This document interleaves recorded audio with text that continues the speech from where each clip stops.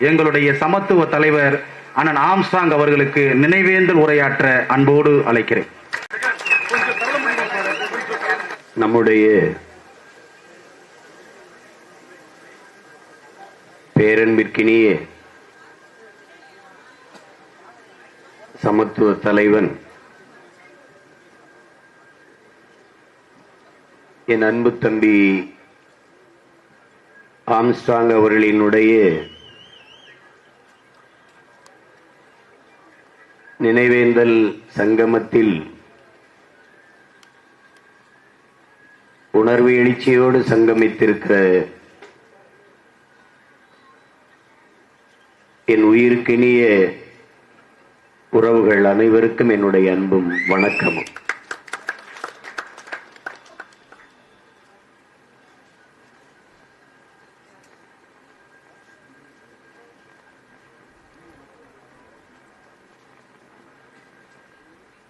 ஈழப்படுகொலை நடந்து கொண்டிருந்த காலகட்டத்தில் தொடர்ச்சியாக அதற்காக போராடி பலமுறை சிறைப்படுத்தப்பட்டு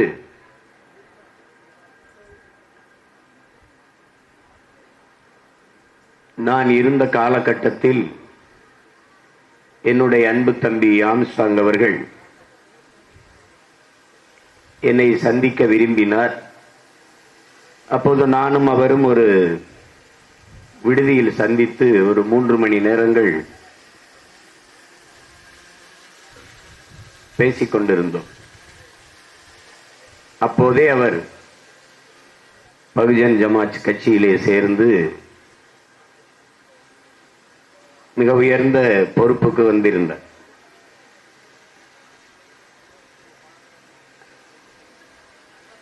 இப்ப எனக்கெல்லாம் ஒரு அந்த நேரத்தில் இருந்த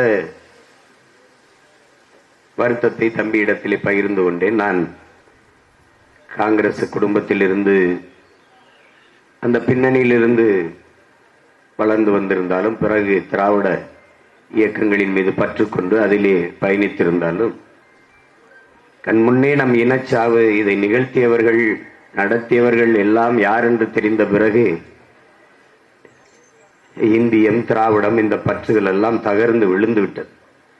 அப்போது என் தம்பி ஆம்ஸ்ட்ராங் இந்திய தேசிய அரசியலிலே பகுஜன் சமாஜ் கட்சியிலே தமிழ்நாட்டின் மாநில பொறுப்பிலே இருந்தார்.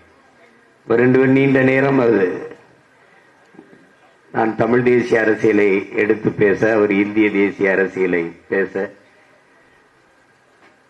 இருவரும் அதே அன்போடு அவரவர் நிலைப்பாட்டோடு ஒரே இலக்கை நோக்கி பயணிக்க தொடங்கினோம். ஒன்றை என்னிடம் இளைய என் தம்பி தங்கைகளுக்கு நான் பதிவு செய்ய விரும்புகிறேன். ஒரு இளைஞன், அதுவும் மிக கீழ்நிலையிலிருந்து வளர்ந்து வருகிற ஒரு இளைஞன் தான் சிறப்பாக வாழ வேண்டும்,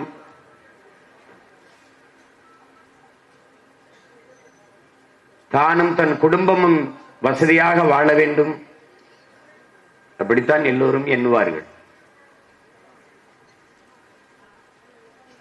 ஆனால் என்னுடைய தம்பி ஆம்ஸ்ட்ராங் அவர்கள் தான் கல்வி கற்று உயர்ந்த நிலைக்கு வந்தது போல தான் சார்ந்த சமூகத்தில் இருக்கிற ஒவ்வொரு மகனும் ஒவ்வொரு பிள்ளையும் வர வேண்டும் என்று எண்ணிய ஒரு மகத்தான தலைவன் ஆம்ஸ்ட்ராங் அவர்.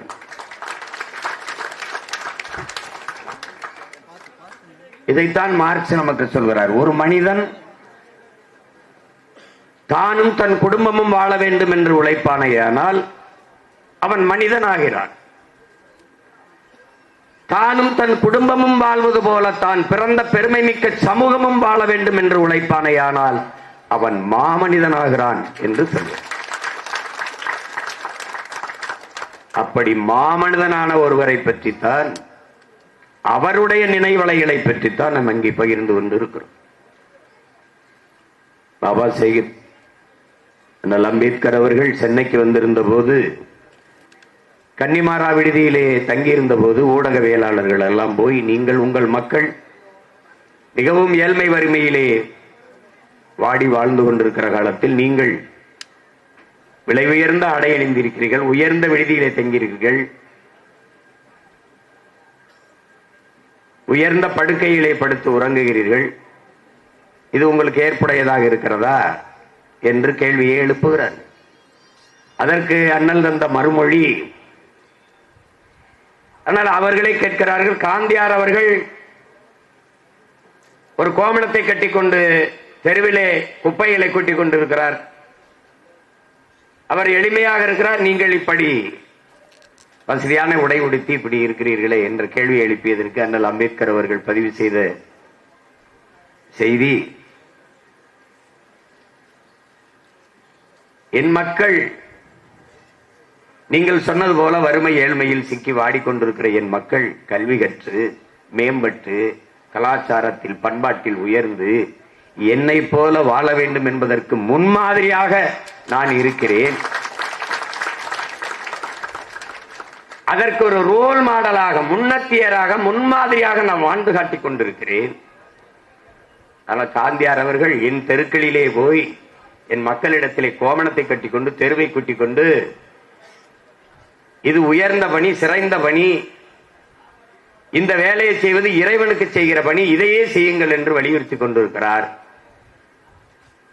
நான் உளவியல் நீர்முயர்வை என் மக்களுக்கு போதித்துக் கொண்டிருக்கிறேன். அவர் உளவியல் அடிமை சிந்தனையை விதைத்துக் கொண்டிருக்கிறார் என்று அண்ணல் அம்பேத்கர் அவர்கள் அந்த செய்தியாளர்களுக்கு பதிலளித்திருந்தார். அண்ணல் அம்பேத்கர் கொண்டிருந்த கோட்பாட்டை எப்படி புரட்சியாளர் ஒரு ரோல் மாடலாக, முன்னத்தியராக தன் சமூக மக்களுக்கு வாழ்ந்து காட்டி தன்னை போல எல்லோரும் கல்வியறி பெற்று மேம்பட வேண்டும் என்று பாடுபட்டாரோ அதனுடைய வழித்தோன்றலாக வாழ்ந்தவன் என்னுடைய தம்பி ஆம்ஸ்ட்ராங் அவர்கள்.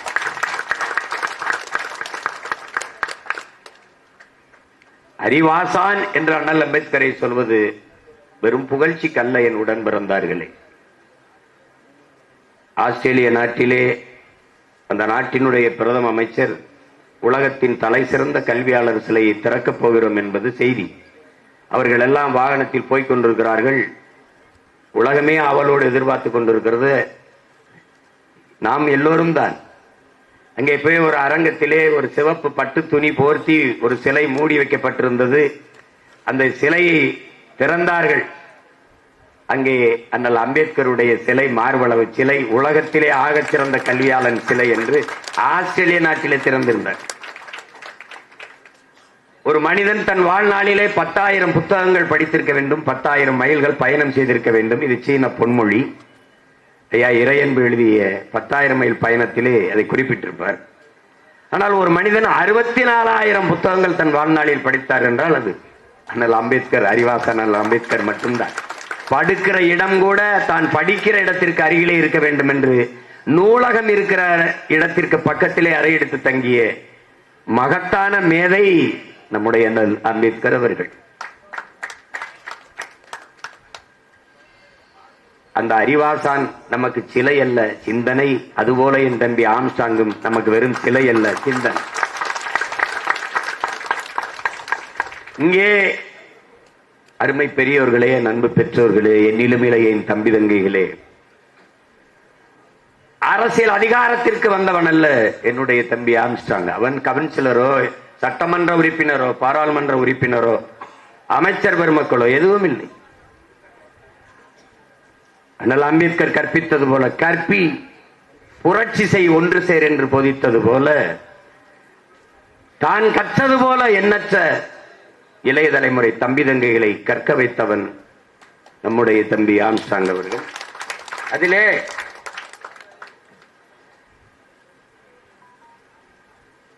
அதிகாரத்தில் இருந்தவர்கள் எல்லாம் செய்ய தவறிய ஒன்றை கல்வி மறுக்கப்பட்ட சமூகத்தில் இருக்கிற தமிழ் குடிகளில் எவ்வழி செல்வதென்று தட்டுக்கட்டு தவித்து நின்ற தம்பி தங்கைகளை தேடி பிடித்து தான் படித்தது போலவே பல ஆயிரம் பேரை சட்டம் படிக்க வைத்த ஒரு கல்வி வள்ளல் தம்பி ஆம்ஸ்ட்ராங் என்பதில் எவருக்கும் மாற்று கருத்து இருக்க முடியாது. இதையெல்லாம் உயர் பதவிக்கு வந்தவர்கள் செய்திருக்க வேண்டும். ஆனால் ஏதோ ஒரு ஓரத்தில் இருந்து எவருக்குமே தெரியாமல் பல ஆயிரம் பேரை தன்னை போலவே சட்டம் படித்து சட்ட மேதைகளாக மாற்றிய மகன் நம்முடைய அன்பு தம்பி ஆம்ஸ்ட்ராங் அவர்கள்.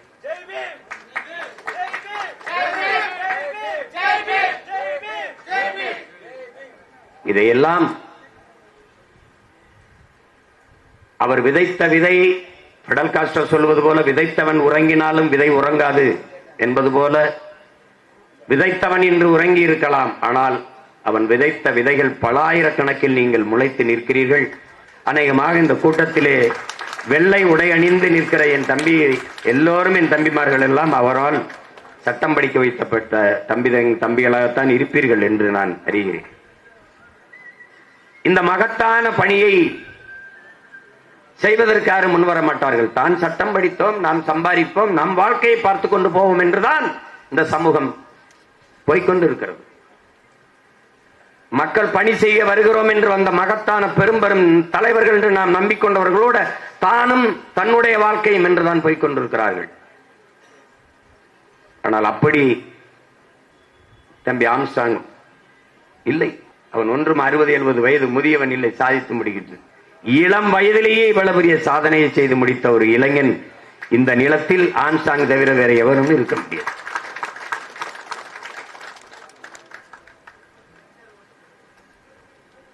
வண்டியிலே வரும்போது, வன்னியூர்திலிருந்து இறங்கி வரும்போது என்னிடத்தில் ஓராண்டு ஓடிவிட்டது அதற்குள்ளே என்று இங்கே சொன்னவர் கூட சொன்னார்கள். தம்பியினுடைய உடல் கிடத்தியிருந்த இடத்தில் நான் வந்து பார்க்கும் போது மிகுந்த மனவழியை அடைந்தேன். இந்த நாட்டில் இத்தனை லட்சக்கணக்கான மக்களால் நேசிக்கப்படக்கூடிய ஒரு தலைவனுக்கு பாதுகாப்பில்லை, தன் வீட்டு வாசலிலேயே வெட்டி கொன்றுவிட முடியும் என்கிற நிலை இருக்குமானால் இது எப்படிப்பட்ட சமூகம், எப்படிப்பட்ட நாடு? சாதாரண குடிகளுக்கு என்ன பாதுகாப்பு இருக்கும் என்கிற கேள்வி எல்லோருக்கும் எழும். கொன்று விட்டார்கள். தம்பி இன்று நம்மோடு இல்லை, உயிரோடு இல்லை, அது உண்மை. ஆனால் யார் கொன்றார்கள், எதற்காக கொண்டார்கள், எவ்வளவு நாள் திட்டமிட்டுக் கொண்டார்கள்? எந்த நடவடிக்கையும் இல்லை. இந்த கேள்வி ஒவ்வொரு மகனுக்கும் எழ வேண்டும். கைது செய்தார்கள், இவர்கள் தான் கொலை செய்திருப்பார்கள் என்று. கைது செய்தவர்களை நீங்கள் கவனிங்கள். கிழக்கு கடற்கரை சாலையில் ஒருவர் திராவிட முன்னேற்ற கழக கட்சி கொடியை கட்டி ஒரு மகிழ்வுந்திலே போயிடுறார்கள் 4-5 இளைஞர். அப்போது முன்னாடி போன பெண்கள் போய்கொண்டிருந்த மகிழ்வுந்திலே போய் தகராறு செய்தது ஒரு பிரச்சனை ஆகிறது. அதை யாரோ எடுத்து போட்டு திரும்ப திரும்ப பேசு பொருளான பிறகு அந்த வண்டியிலே பயணித்த இளைஞர்களை பிடித்து காவல்துறை வண்டியிலே வச்சு பேச விடுகிறார்கள். நாங்கள் அதிமுக காரர்கள், நாங்கள் இந்த டோல், இந்த சுங்கச்சாவடியில் விசாரணைக்கு பயந்து, அதுக்கு பயந்து இந்த திமுக கொடியை கட்டி கொண்டு போனோம் என்று பேச விடுகிறார்கள். உடனடியாக அவனை வாக்குமூலம், அவனே பேச விடுகிற இந்த அதிகாரங்கள், ஆம்ஸ்ட்ராங் கொலையாளிகள் என்று கைது செய்யப்பட்டவர்களுடைய வாக்குமூலம் எங்க? நீங்கள் எல்லாம் யார்? எதற்காக ஆம்ஸ்ட்ராங் என்கிற ஒரு தலைவனை கொள்ள வேண்டிய தேவை உங்களுக்கு வந்தது? காரணம் என்ன? யாருடைய மூளையில் உதித்த சிந்தனை ஆம்ஸ்ட்ராங்கை கொலை செய்ய வேண்டும் என்று? அது ஓராண்டாக இங்கு இருக்கிற எவருக்கும் தெரியவில்லை. தமிழ் சமூகம் எல்லோருடைய கேள்வியும் அதுதான். யார் முதலாக இவரை கொல்ல வேண்டும் என்று சிந்தித்தவன் எவன்? காரணம் என்ன? அந்த திட்டத்தை வகுத்தவன் யார்? நீ கைது செய்தவன் கூலிக்கு செய்த கொலையாளி, அவனுக்கும் இந்த ஆம்ஸ்ட்ராங்குக்கும் சம்பந்தமே இல்லை. அப்படி என்றால் முதலாக இந்த கொடிய சிந்தனை உதித்தவது எவன் மூளையில்? நீங்க கைது செய்தவர்களை தினம் நீதிமன்றத்தில் நிறுத்த ஒவ்வொரு முறையும் கூட்டிக் கொண்டு வருகிறீர்கள். அவர்களை பார்க்கிறோம். அவர்களிடத்திலே நீங்கள் விசாரித்து காரணத்தை வெளிக்கொண்டு வந்து இந்த மக்களுக்கு சொல்லாதது ஏன்? இதற்காக நாங்கள் கொன்றோம், இவர்தான் சொன்னார், நாங்கள் இதற்காக செய்தோம் என்ற காரணம் இங்கு இருக்கிற எல்லோருக்கும் தெரிய வேண்டுமா வேண்டாம்? 3 பேரை சுட்டுக் கொண்டீர்கள். அவர்கள் யார்? அவர்கள் இந்த கொலைக்கு திட்டமிட்டார்களா? நேரடி கொலையாளிகளா? இந்த கொலைக்கும் அவர்களுக்கு என்ன சம்பந்தம்?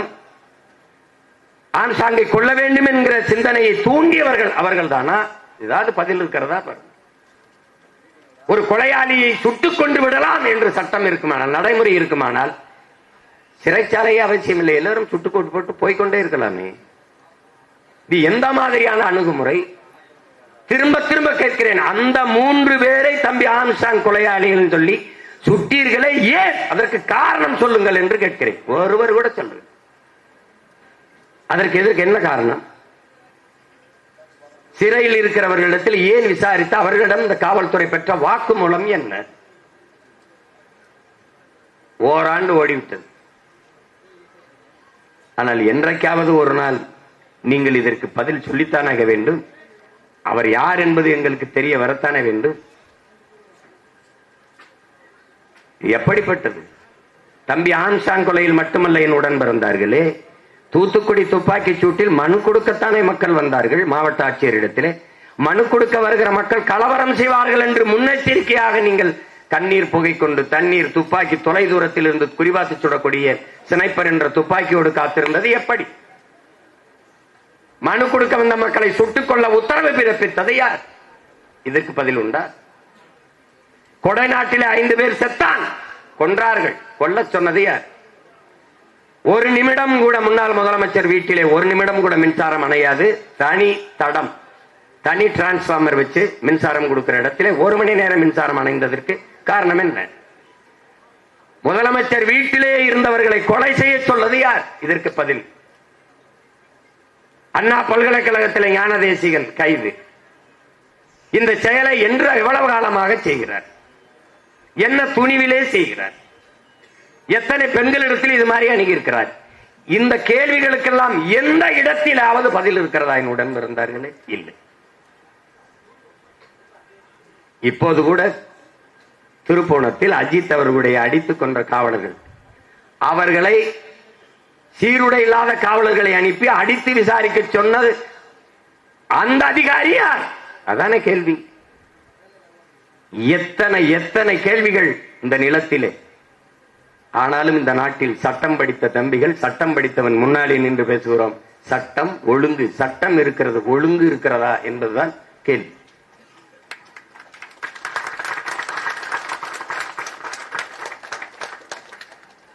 அடிமை சமூகத்தின் விடுதலைக்கு என் அன்பு மக்களே, வறுமையில் இருக்கிற ஒரு வீட்டை ஒரே ஒரு மகன் உழைத்தந்த வீட்டின் வறுமையை போக்க முடியாது. அது மாதிரி அடிமைப்பட்டு கிடக்கிற ஒரு நாட்டை ஒரே ஒரு மகன் போராடி விடுதலை செய்ய முடியாது. ஒரு ஆம்ஸ்ட்ராங் நமக்கு பத்தாது. இனி ஒவ்வொருவனும் ஆம்ஸ்ட்ராங்காக மாறுவதை தவிர நமக்கு வழி கிடையாது.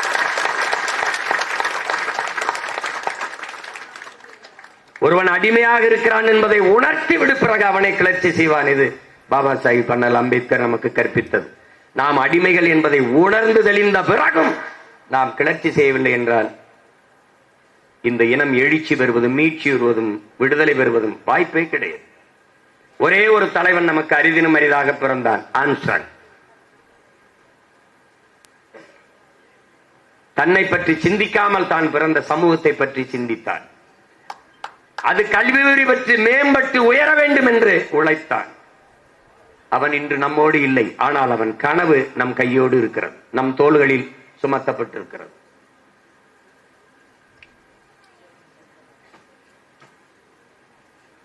அவனால் உருவாக்கப்பட்ட தம்பி தங்கைகளே, தூர இருந்து அவனை நேசித்து வாசித்து சுவாசித்துக் கொண்டிருந்த உடன் பிறந்தார்கள் என் போன்ற அண்ணன்களும் உங்களோடு இணைந்து நாங்கள் நிற்கிறோம் என்பதை நீங்கள் நினைவில் வைத்துக் கொள்ள வேண்டும். அவர் ஒரு அரசியல் இயக்கம் அதிலே சார்ந்திருந்தார், நான் ஒரு அரசியல் இயக்கத்தை தொடங்கி நடத்தி கொண்டிருந்தேன். நோக்கம் ஒன்றுதான் என் உடன் பிறந்தார்களே, அடிமை தேசிய இனத்தின் உரிமை, விடுதலை, அதன் பாதுகாப்பான நல்வாழ்வு. இதை தவிர வேற ஒன்றும் இல்லை. ஒரே இலக்கை நோக்கி பாய்ந்த இருவரும் நதிகள், நானும் என் தம்பி ஆம்ஸ்ட்ராங் அவர்கள். அப்படித்தான் இங்கே இருக்கிற என்னுடைய அண்ணன் ஆதித்தமிழர் விடுதலை இயக்கத்தினுடைய தலைவர் வினோத் அவர்களும். 2016ஆம் ஆண்டு ஆட்சியின் செயல்பாட்டு வரைவிலே ஆதித்தமிழர் விடுதலை இல்லாது மீதி தமிழர் விடுதலை வெல்லாது என்கிற முழக்கத்தை முன்வைத்த மகன் உங்கள் உடன் பிறந்தவன் என்கிற திமிரிலே சொல்கிறேன். உடல் எவ்வளவு வேண்டுமானாலும் உறுதியாக இருக்கலாம், ஆனால் கால் உறுதியாக இல்லை என்றால் ஒன்றும் செய்ய முடியாது.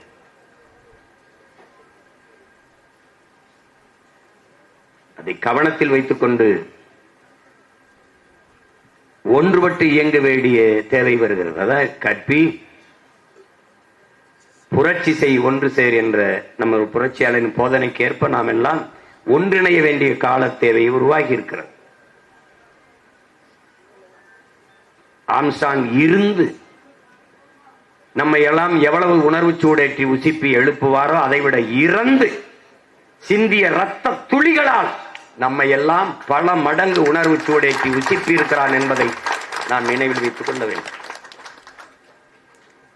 ஒரு ஆம்ஸ்ட்ராங் 1000 தம்பி தங்கைகளை அறிவார்ந்த தம்பி தங்கைகளாக வீரியமிக்க நல்மணிகளாக உருவாக்க முடியும், விதைகளாக உருவாக்க முடியும் என்றால் ஒவ்வொருவனும் ஆம்ஸ்ட்ராங்க மாறினால் சமூகம் மாறுமா மாறாதா என்பதை கேள்வியை நீங்களே எழுப்பி பாருங்கள். ஒரு மகனால் இவ்வளவு முடிந்ததென்றால் ஒவ்வொருவனும் ஆம்ஸ்ட்ராங் ஆனால் உறுதியாக சமூக மாற்றம் நிகழும். அது எவராலும் தடுக்க முடியாது.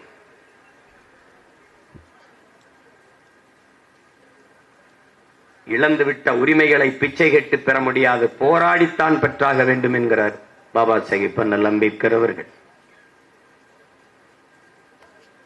இது நாம் போராடி பெற வேண்டிய, புலம்பிக் கொண்டிருக்கக்கூடிய காலம் அல்ல, போராடி பெற வேண்டிய காலம். தம்பியை இழந்திருக்கிறோம், அந்த இடத்தில் அதற்கான நீதியை போராடி பெற வேண்டிய நிர்பந்தத்தில் நாம் நிற்கிறோம் என்பதை புரிந்து கொள்ள வேண்டும்.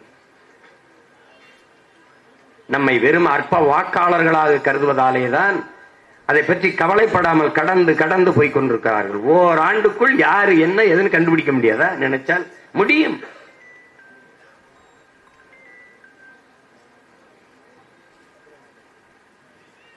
நான் கூட கேட்டேன், நீங்க எப்படி இந்த ஆம்ஸ்ட்ராங் இதை இவ்வளவு கவனக்குறைவா விட்டீர்கள் என்று. காவல்துறையில் சொல்கிறார், நாங்கள் 2 முறை எச்சரித்தோம் என்கிறார். உங்கள் உயிருக்கு ஆபத்து இருக்கிறது, அதாவது த்ரெட்டன் இருக்கிறது என்று எச்சரித்தோம். எச்சரிப்பது காவல்துறையின் வேலை இல்லை, பாதுகாப்பதுதான் காவல்துறையின் வேலை. எச்சரிப்பது என்னுடைய தம்பியில் கூட தான் என்னை சொல்வார்கள், அண்ணா பாதுகாப்பாருங்கண்ணா, அண்ணா பத்திரமண்ணா, நீங்க கவனம் என்ன என்று. அது காவல்துறையின் வேலை அல்ல. எச்சரிப்பது காவல்துறையின் வேலை இல்ல, பாதுகாப்பதுதான். எப்படி இருக்கிறது? 2 முறை நாங்கள் எச்சரித்தோம், அவர் கவனம் இல்லாமல் இருந்து விட்டார்கள். இது எப்படி? எவ்வளவு பொறுப்பற்ற பதில். சாதாரணமா வலையொலியில் யூடியூப்ல பேசுறான்ல, அவனுக்கெல்லாம் 2 போலீஸ் ப்ரொடெக்ஷன் கொடுத்திருக்கு இந்த நாடு. யாருன்னு நான் சொல்ல வேண்டியதில்லை உங்களுக்கு. இந்த சமூக மாற்றத்திற்கு நின்ற மகத்தான ஒரு இளைஞனை பாதுகாக்க இந்த நாடு தவறிட்டது. பலர்களை பத்திரப்படுத்தி விட்டு வீரியமிக்க நெல்மணியை தொலைத்து விட்டார்கள் இவர்கள். கொடுமை. பேப்பர் மில் அந்த ஆலை இருக்கிற அந்த சாலைக்கு தம்பி பெயரை வைக்க சொல்லி வலியுறுத்தினேன் என்று. இன்று கோரிக்கை வைக்கிற இடத்திலே இருக்கிறோம், நாளை நிறைவேற்றுகிற இடத்திற்கு வருவோம், அவ்வளவுதான். எப்போதுமே என் உடன் பிறந்தார்களே, மக்களின் பிரச்சனைகளை, மக்களின் கோரிக்கைகளை அரசு கையில் எடுக்கவில்லை என்றால், கவனம் எடுக்கவில்லை என்றால், அதிகாரத்தை அரசை கையில் எடுப்பதை தவிர மக்களுக்கு வேற வழி இல்லை. இதைத்தான் அண்ணல் அம்பேத்கர் அதிகாரம் மிக வலிமையானது என்று போதிக்கிறார். அவரை வாசித்து நேசித்து அவர் வழித்தோன்றலாக வருகிற நான், அதிகாரம் மிக வலிமையானது, அதை அடைந்து விட்டால் அனைத்தும் எளிமையானது என்பதை பின் சேர்த்தேன். அதிகாரம் மிக வலிமையானது என்றார் அண்ணல் அம்பேத்கர். ஆம், அந்த அதிகாரம் எம் மக்களுக்கானது என்பதை பின் சேர்த்து முழக்கத்தை முன்வைத்தேன். அனைத்து துன்பப்பூட்டுகளுக்குமான சாவி ஆட்சி அதிகாரம் மட்டுமே என்கிற அதேதான் என் அன்பு தம்பி ஆம்ஸ்ட்ராங் வலியுறுத்துறான். நாம் நமக்கு இரு இலக்கே ஆட்சி அதிகாரம் தான். அதை அடைவதற்கு முன்பு அவர் சொல்வது, நாம் ஆட்சியாளர்கள் என்கிற உளவியல் நிமிர்வு வர வேண்டும்.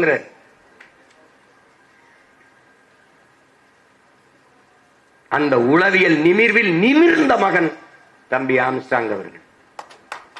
முதல்ல நான் யாருன்னு நான் நிமிரணும்ல, நீ தாழ்த்தப்பட்டவன் சொன்ன நான் தாழ்த்தப்பட்டவன் ஆயிடுவேனா? உன் வார்த்தையே பார், நான் தாழ்ந்தவன் அல்ல, தாழ்த்தப்பட்டவன். யாரால், எவனால், எப்போது? இந்த கேள்வி எழுதுதா இல்லையா? நான் தாழ்ந்தவன் அல்ல, நான் தமிழன், ஆதி தமிழன். எங்களுடைய புரட்சி பாவலர் சொல்கிறார், தமிழன் பெருமைக்குரியவன். காரணம், தமிழ் பெருங்குடியில் பிறந்ததனாலேயே தமிழன் பெருமைக்குரியவன். நான் ஏண்டா தாழ்ந்தவன்? உலகத்திற்கு அறிவியல், அரசியல், நாகரிகம், பண்பாடு, கலை, இலக்கியம் எல்லாவற்றையும் கற்றுக் கொடுத்தவன். உலக புதுமறை தந்த எங்கள் பாட்டன் வள்ளுவ பெருமகனாயே ஆதி பறையன்தான் என்பது திமிரும் பெருமிதமும் எனக்கு இருக்கு.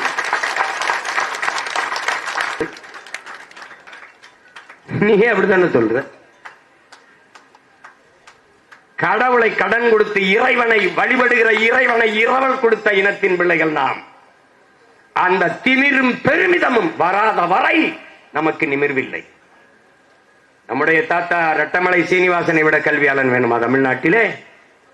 பிறப்பின் அடிப்படையிலே பேதம் பாராட்டுகிற இந்த வர்ணாசிரம கோட்பாடுகளுக்கு எதிராக ஒரு மாற்று கோட்பாட்டை உருவாக்கிக் கொள்ளாத வரை உனக்கு விடுதலை இல்லை. எந்த சொல் உன் மீது இழி சொல் என்று சுமத்தப்படுகிறதோ அந்த சொல்லை எழுச்சி சொல்லாக மாற்றாத வரை உனக்கு விடுதலை இல்லை. அப்ப என்ன செய்யலாம்? இங்கே யார் பறையன் என்று கேட்டால் நான் தான் என்று நிமிரடா, அதான்டா எழுச்சிங்க.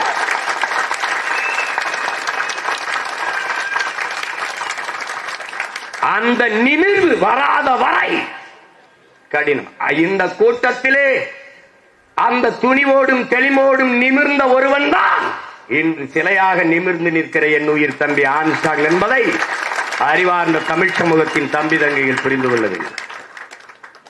அவன் கையை உயர்த்தினதே அண்ணனும் தம்பியும் ஒரே மாதிரி கையை உயர்த்தி நிற்கிறான்.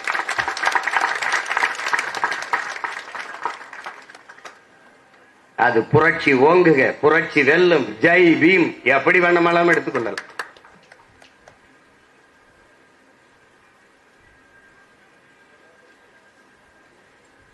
எப்படி பார்த்தாலும் இந்த இழப்பை நம்மால் ஈடுகட்ட முடியாது. ஆனால் தம்பிக்கு நாம் செய்ய வேண்டியது நீதியை பெற்றுக் கொடுத்து அவன் காலடியில் சமர்ப்பிக்க வேண்டும். அவனுடைய கனவை நாம் நிறைவேற்ற வேண்டும். அந்த உறுதியை நாம் ஏற்கணும். அண்ணனும் தம்பியும் ஒரே மாதிரி கையை உயர்த்தி நிற்கிறோம்.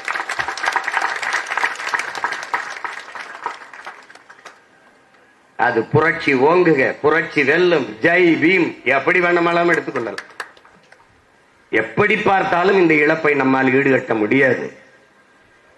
ஆனால் தம்பிக்கு நாம் செய்ய வேண்டியது நீதியை பெற்றுக் கொடுத்து அவன் காலடியில் சமர்ப்பிக்க வேண்டும். அவனுடைய கனவை நாம் நிறைவேற்ற வேண்டும். அந்த உறுதியை நாம் ஏற்கணும். தாழ்ந்து வீழ்ந்து கிடக்கிற தமிழ் சமூகத்தின் மேம்பாடு, உயர்வு, அதுக்கு இருக்கிற ஒரே கருவி கல்வி, அறிவு. அது ஒன்றுதான். வாக்கு என்பது மக்களாட்சியை ஏற்றுக்கொண்ட ஒரு தத்துவத்தை ஏற்றுக்கொண்ட ஜனநாயக நாட்டிலே, மக்களாட்சி ஏற்றுக்கொண்ட நாட்டிலே வாக்கு என்பது வலிமை மிக்க கருவி, வலிமை மிக்க ஆயுதம். அண்ணலே நமக்கு போதிக்கிறார், என்னை கடவுளாக்கி வழிபடாதே, கருவியாக்கி போராடு என்று. அப்படி தம்பி ஆம்ஸ்ட்ராங் என்பவன் நமக்கு வழிபடுகிற ஒரு ஆள் அல்ல. நாம் ஆயுதமாக அவனை கையிலே ஏந்தி, ஆம்ஸ்ட்ராங் என்பது வலிமை மிக்க ஆயுதம், வலிமை மிக்க கருவி. அதை எடுத்துக்கொண்டு களத்தில் நின்று போராடி நம் இன விடுதலையை வென்று முடிக்க வேண்டும் என்கிற உறுதியை இந்நாளிலே ஏற்போம். என்னுடைய ஆருயிர் இளவல், என் அன்பு தம்பி, பகுஜன் ஜமாத் கட்சியினுடைய மாநில தலைவர், சமத்துவ தலைவன் ஆம்ஸ்ட்ராங் அவர்களுக்கு என்னுடைய உளப்பூர்வமான புகழ் வணக்கத்தை செலுத்துவதில் நான் பெருமை அடைகிறேன். அவனுடைய கனவு நம் கைகளில் இருக்கிறது. அதை நிறைவேற்றும் வரை சற்றும் தளர்ச்சியின்றி தொடர்ந்து போராடுவோம். உங்களோடு உங்கள் உடன்பிறந்தான் இணைந்து நிற்பேன் என்கிற உறுதியை இந்நாளிலே தருகிறேன். புதிதாக தொடங்கப்பட்ட தமிழ்நாடு பகுஜன் ஜமாத் கட்சிக்கு என்னுடைய அன்பும் வாழ்த்துக்களும். தம்பி விட்டு சென்ற கனவை அவருடைய இணையால் பொற்கொடி அம்மையார் அவர்கள் நிறைவேற்றுவார்கள் என்று நான் நம்பி அவர்களுக்கு என் இதயபூர்வமான வாழ்த்துக்களை தெரிவிக்கிறேன்.